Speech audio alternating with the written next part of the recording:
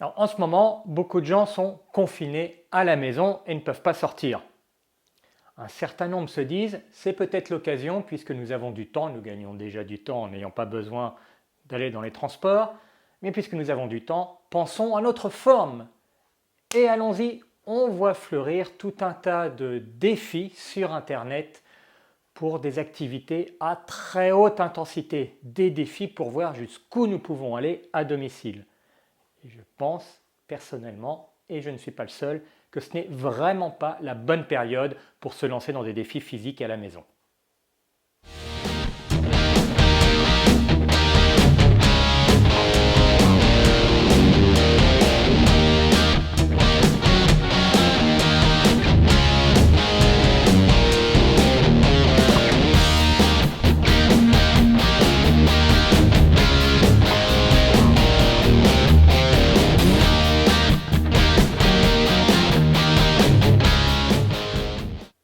Alors évidemment, on peut se demander, mais que se passe-t-il? Voilà que maintenant à Strong Mobility, ils vont recommander de ne pas se lancer dans l'effort physique intense. Alors ce n'est pas exactement ça. Si vous décidez de profiter de ce temps disponible, de cette obligation d'être à la maison pour une période que nous ne sommes pas encore capables d'estimer et que vous allez vous relancer dans des activités pour retrouver la forme ou garder la forme, très bien. Mais il faut aussi garder la raison. Parce qu'il y a un problème majeur qui va se poser. En ce moment, il y a une pandémie. Il y a quelque chose qui s'attaque à nous et notre première défense, ce sont nos défenses immunitaires. Il est de notre responsabilité, à nous tous qui sommes à peu près en bonne santé, en forme, de ne pas tomber malade si nous pouvons l'éviter, ou en tout cas que ce soit le plus retardé possible pour ne pas aller saturer les services de santé. Et si nous attrapons ce virus, d'être en mesure de développer le moins de symptômes possible.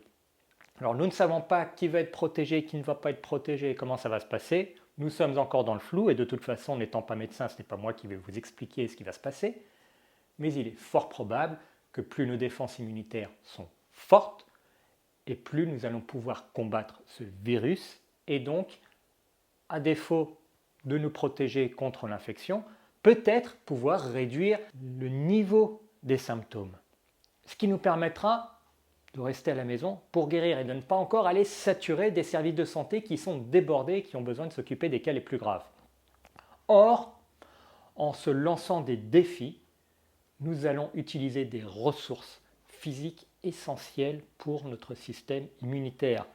En période de pandémie, en période où un virus tourne partout et nous ne savons pas si nous allons l'attraper ou même si nous l'avons, il est de notre devoir de ne pas anéantir nos défenses immunitaires.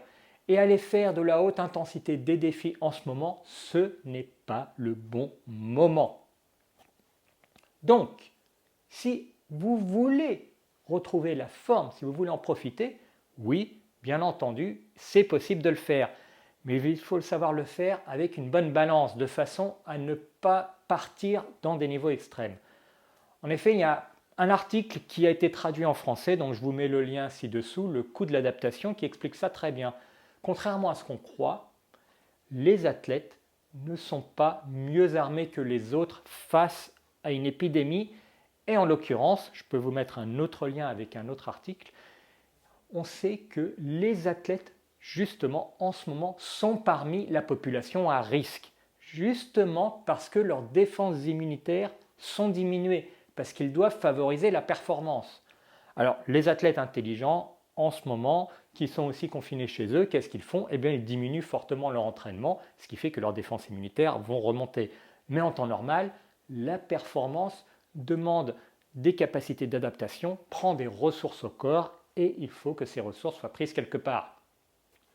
C'est encore pire quand des gens à peu près normaux ou alors qui ne sont pas particulièrement sportifs décident, bam, de se lancer dans des défis auxquels ils ne sont pas préparés déjà, pour lesquels ils n'ont pas une bonne base solide et vont aller complètement s'épuiser avec des sessions, on les voit fleurir partout sur Internet, qui vous amènent à faire de la haute intensité pour une certaine durée, avec des périodes de récupération en plus ridiculement courtes, ce qui fait que vous terminez une session sur les rotules.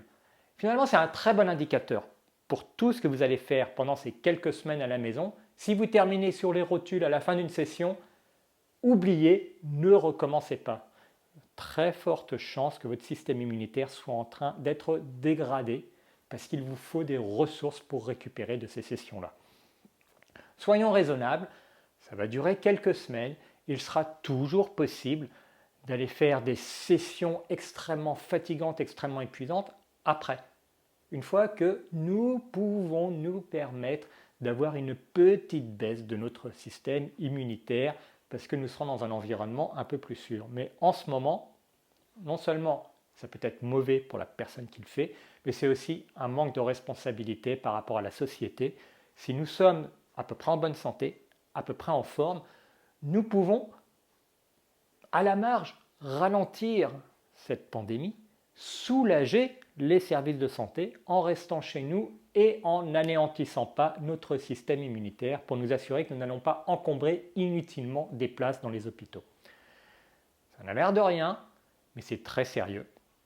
Si vous vous mettez sur les rotules pendant vos entraînements à la maison, si vous vous lancez dans ces défis, vous risquez, si vous rencontrez le virus, de l'attraper plus facilement et surtout d'être nettement plus atteint une fois qu'il sera dans votre corps. Soyons raisonnables, profitons de ces quelques semaines pour travailler sur autre chose, peut-être un peu plus sur la mobilité, peut-être un peu plus sur la souplesse, peut-être un peu plus sur la force de base sans aller chercher à atteindre des niveaux extrêmes, des activités qui ne vont pas nous mettre sur les rotules. Pour ceux qui souhaiteraient en savoir plus, je vais proposer ce mercredi une webconférence gratuite pour parler des différentes stratégies que nous pouvons mettre en œuvre à la maison pendant le confinement pour s'entraîner de manière raisonnable et raisonnée.